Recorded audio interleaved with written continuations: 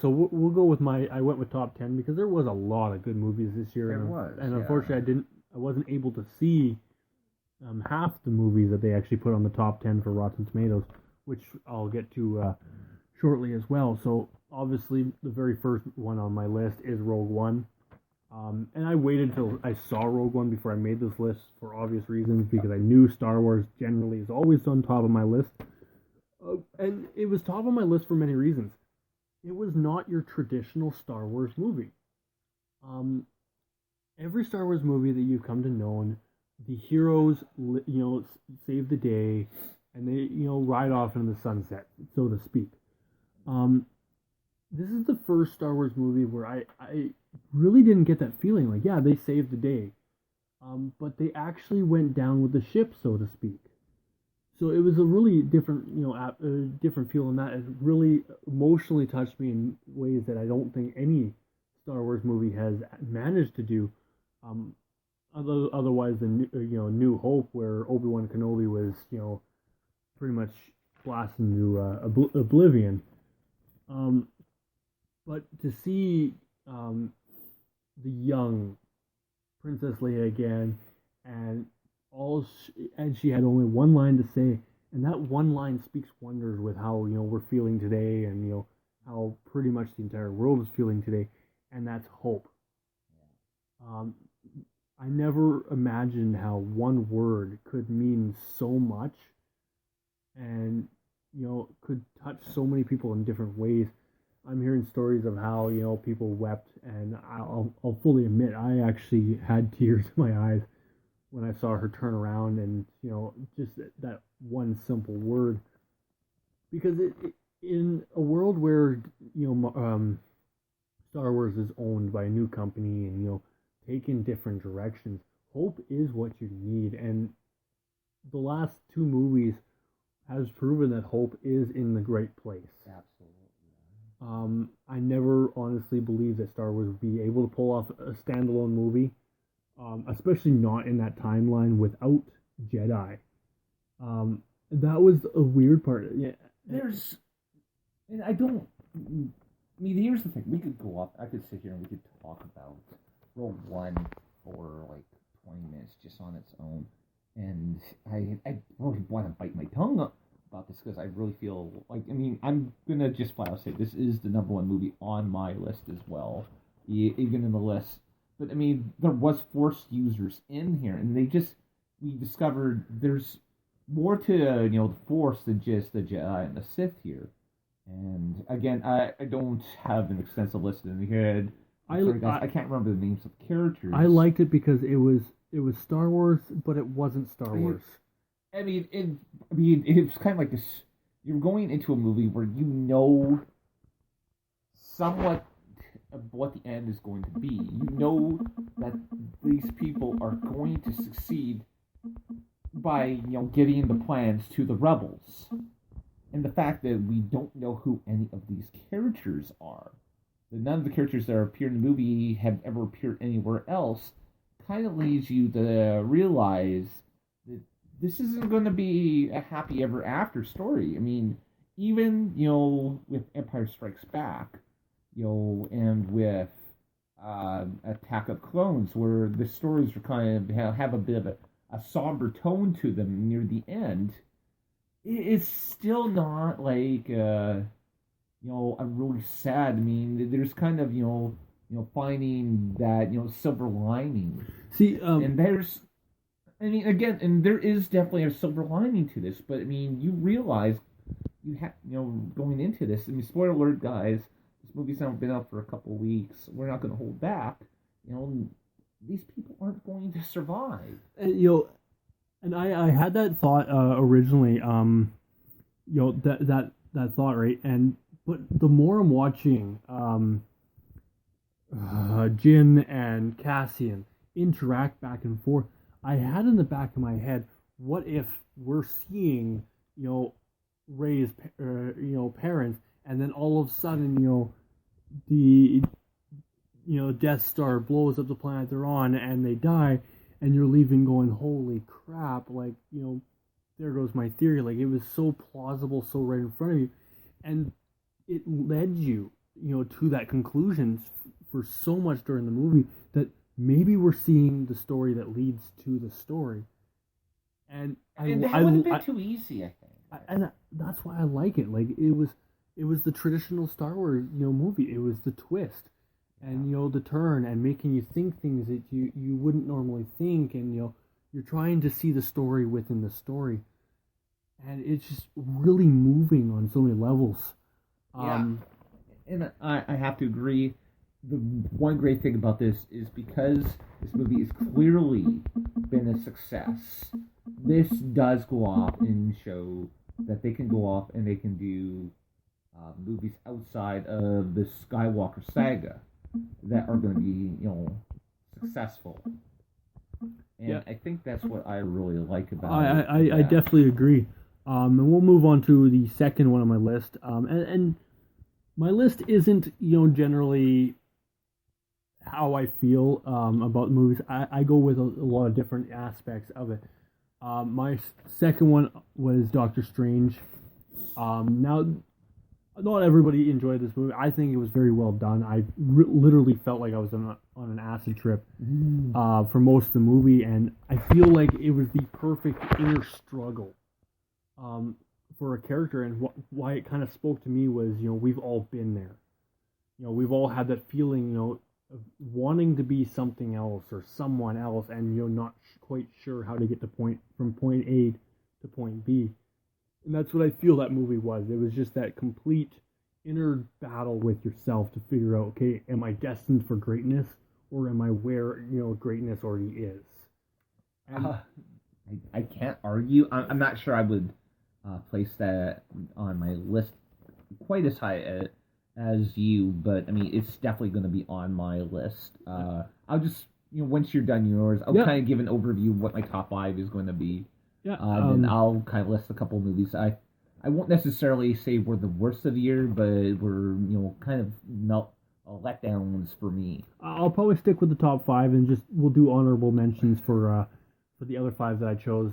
I mean, again, Marvel went up and showed, they're going outside the box. I mean, it's, the Doctor Strange is one of those characters you wouldn't necessarily have thought would be, a lead character for a movie.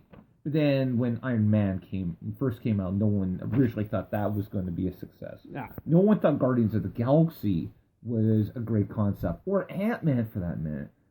So, I mean, for them to come out with this movie, they, bless their hearts, they went off and stuck a lot to the source material as close as they could. And they came out with a really compelling story, which, goes off and leads, us to the next chapter in the next, set of Marvel movies, and definitely leads to, where, Doctor Strange 2 could lead down the road. Yeah. And that is, it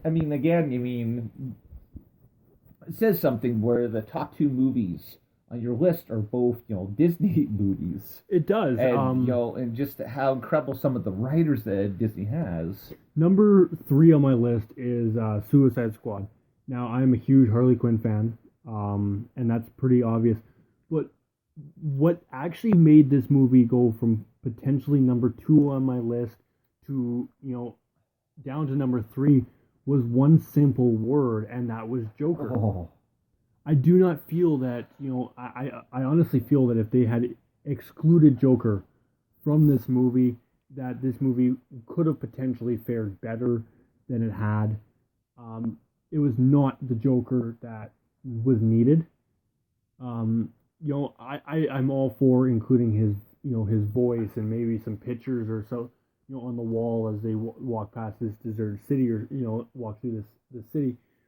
But I do not feel him as a character was necessarily needed in this movie, that by far I think had a lot of standalone characters that could potentially have kept that movie going, like the Killer Croc, Harley Quinn, Deadshot. And I'll say this, I do believe that Joker was a necessary character in this movie. I just don't like Jared Leto's. Touche. No, I mean, honestly, if we're going to go off and we're going to make a list of the people who play Joker, and we go off and we could go, like a top 5 list on there. He would not make the top 5. He would make the top 5. Yeah. Absolutely. I mean, and again, I can't remember the name of the actor who played, played the Joker in the 1950s, Spook series. But I mean, he would make that top 5 list, and Jared Leto wouldn't. Yeah. And of course, arguably top of the list would be Mark Hamill. Then probably put like Heath Ledger, and then Jack Nicholson. But I mean, I probably wouldn't put Jared Leto at all on there. No, absolutely not. And number 4 on my list is Deadpool. And see, this is kind of a shocker to me that the Deadpool is so low on your list. It's a little bit of a shocker to me too. I loved Deadpool. Absolutely loved it. It was, definitely a really, really great movie. But somehow, every time I left, seeing this movie, and I saw this about 5 times, I believe, I felt like something was missing. I'm not quite sure what Ryan Reynolds was absolutely beautiful Deadpool. I loved Deadpool character, but I just believe that something was missing from the movie.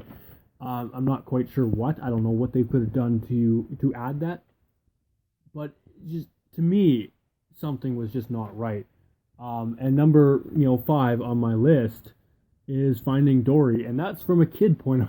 I've been waiting, 10, 15 years for this movie, and when they finally released it, it spoke wonders to me. Like, this is a movie that I absolutely enjoyed. I loved Finding Nemo as a kid, and as an adult, it spoke to me as an adult. Like, this grown fish who disappeared from their parents at a young age and is trying to find their way back. I think it's an absolute feel-good adult movie as well as a feel-good kid movie.